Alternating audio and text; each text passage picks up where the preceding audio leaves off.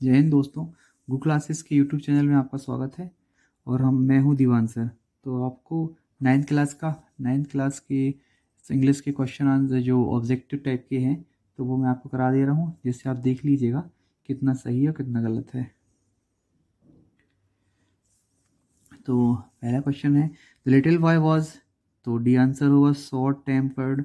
और second question था the number of nails hammered into the fence daily gradually decrease because the the boy learn to control his anger. तो बच्चा क्या कर रहा था, सीख रहा था अपने एंगर को कम करना। चलिए थर्ड है which of the following statement is not true. तो कौन सा ट्रू नहीं है, तो सी वाला the father was very angry with boy after the task was finished. इसमें क्या लिखा है कि फादर बहुत गुस्सा हुए थे, बल्कि बच्चे फादर गुस्सा नहीं हुए थे। तो चौथा वाला है the father took his son by the hand and led him to the fence because C answer होगा he wanted to show his son the after effect of anger. वह बच्चे को दिखाना चाह रहे थे कि आपके गुस्से के बाद क्या इफेक्ट होता है। पांचवा फिफ्थ वाला the holes in the fence indicate that anger leaves, ये आंसर होगा leaves square on others people's mind. अच्छा इसमें कुछ डबल क्वेश्चन वो लगे हैं मार्क। हुआ यूँ कि पेपर मिल नहीं पाया था, एक बच्चे से लिया मैंने तो उसने गलत आंसर भी लगाए हैं कुछ, तो मैं करेक्शन करके बता रहा हूँ आपको।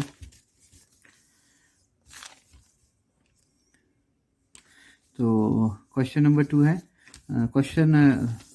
पैराग्राफ सेकेंड का क्वेश्चन स्टार्ट करते हैं। फर्स्ट वाला what is the main component of biogas. Biogas जो बनती है, साइंस में पढ़ाया होगा नामदेव सर ने आपके कि बायोगैस किससे बनती है, मीथेन से। तो देखिए वही आया मीथेन। सेकेंड है what is the major source of biogas in India. तो मेजर सोर्स कहाँ, मेजर सोर्स क्या है, कैटल डंग है, मतलब कि पशुओं की जो वो होती है ना उससे। What is the significance of anaerobic degradation in biogas production. तो इसका है it occurs in the sense of oxygen, मतलब ऑक्सीजन के ऑक्सीजन से बनता है, अंदर हम दबा देते हैं ना उसको, ऑक्सीजन पहुंच नहीं पाती है तब बनता है। फिर फोर्थ है which country has the largest cattle population in the world. सबसे ज़्यादा पशु कहाँ हैं, इंडिया में, भारत में पशु पाए जाते हैं। Fifth why is biogas considered a low cost fuel.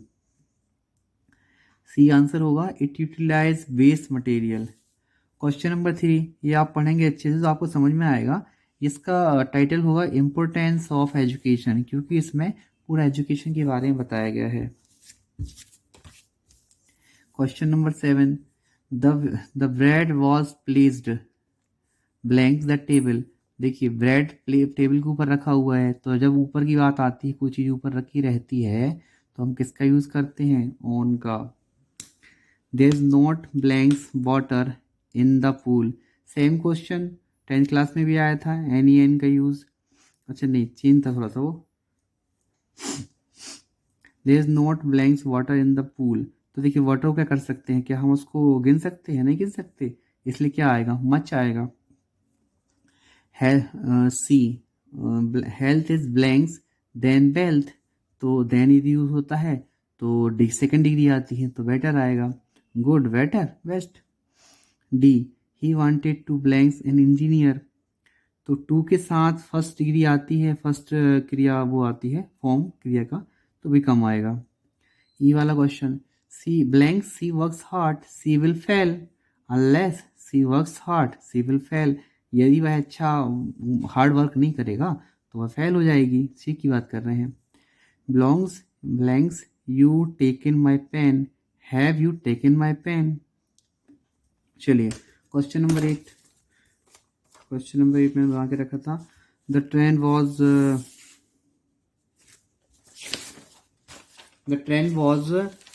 delayed the weather was bad. देखिए बिकॉज वाले क्वेश्चन काफ़ी सरल होते हैं, आप शायद ध्यान न दे पाए हो या ध्यान न दिया हो तो कुछ नहीं। देखिए पूरा आपको द ट्रेन वॉज डिलेड लिखना है, फिर इसके बीच में बिकॉज लिखेंगे, द वेदर वॉज बैड। इसे मैंने लिखा the train was delayed because the weather was bad. अगला देखिए Seema has a umbrella which is blue. Correct sentence करना है।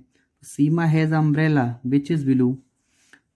तो देखिए अम्ब्रेला के आगे यू है, तो हमें क्या चाहिए था कि यू है तो हमें क्या चाहिए था कि अम्ब्रेला के आगे एन लगना चाहिए था, हाँ एन आता।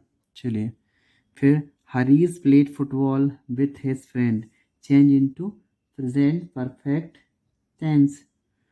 तो Harish has played football with his friend, ये आंसर होगा इसका। चलिए डी वाला, Simran knows the answer to the question. Simran knows, interrogative करना है तो नोज है, तो नोज के लिए डज आएगा। तो Simran does not know the answer to the questions, ये आंसर आएगा। चलो लिख के दिखा दें, रुकिए। Young man the dressed was poorly, तो देखिए E, young man was dressed poorly, ऐसे जमा लेंगे इसको। और देखिए एफ वाला है, the boys are flying kids, the boys are flying kids, then the kids are being flown by the boys. देखिए kites, sorry kites, kites plural में है तो उसके आगे ये आर यूज़ करेंगे, आईएनजी लगा है तो बीइंग का यूज़ करेंगे, ठीक है। चलिए question number 9, what does the teacher in the real book do. तो रियल बुक में क्या करते हैं, taught and gave questions in person. जब नॉर्मली आप स्कूल में पढ़ते हैं तो क्या होता है, पर्सन बाय पर्सन क्वेश्चन पूछे जाते हैं और पढ़ाया जाता है, बल्कि रोबोटिक ऐसा नहीं करते थे उसमें। Question second, what is the moral of the poem wind. तो विंड, जो हवा की जो पोएम थी विंड आपकी, उसका मोरल क्या था, दो बी फर्म एंड स्ट्रॉन्ग, ये था उसका।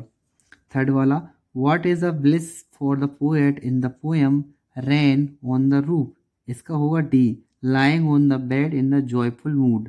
तो उसमें क्या, बेड के ऊपर बैठ के बढ़िया से आप पाँव हिलाएं इसको।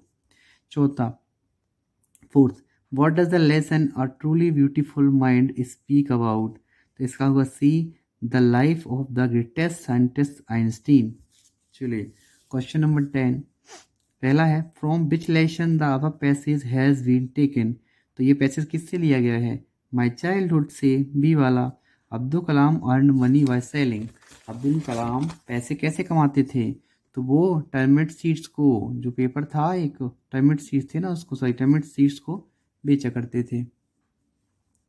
दिनमणि वॉज अ, दिनमणि क्या था, एक न्यूज़पेपर था।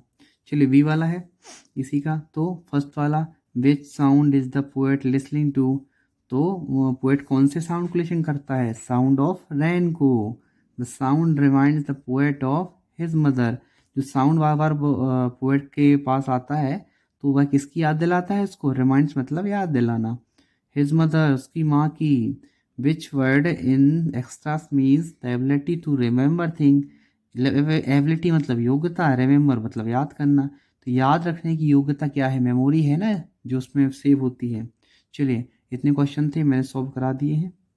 आशा करते हैं आपको पसंद आया होगा। पसंद आए तो प्लीज़ सब्सक्राइब, लाइक और बेल बटन को ऑन कर लीजिएगा, जिससे सभी नोटिफिकेशन आपको मिलें। आगे भी आपके सभी क्वेश्चन आंसर मैं कराऊंगा हर पेपर के। Thank you.